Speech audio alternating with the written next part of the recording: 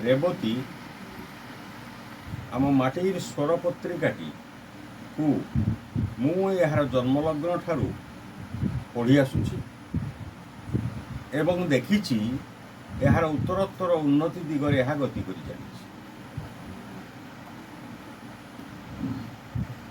फकीर मोहन का रेवती गल्परे जो स्वप्न संभावना और परिवर्तन स्वर प्रकटित ताहार केतेक दिग एही पत्रिकार स्वर सहित समता रक्षा करिछि।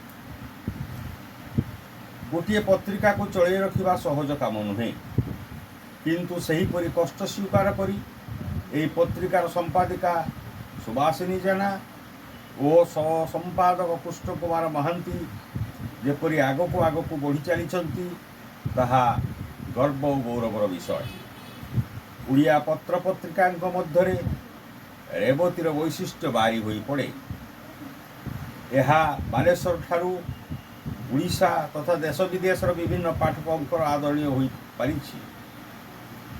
मु उड़िया पाठक पाठिका और सारस्वत प्राण व्यक्ति मानू अनुरोध करी से देखु किपरि यह पत्रिकार द्विप्रच्छद केते आकर्षणीय।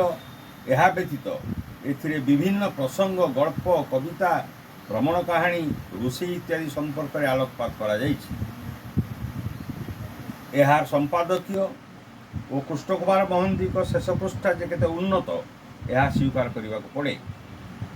मु सेमानको धन्यवाद देवी और छात्र छात्री गवेषक मान अनुरोध करी से यार उत्तरोत्तर विकास दिगरे सहयोग करेंगे। एतिक रोचे आपण मानको धन्यवाद। नमस्कार।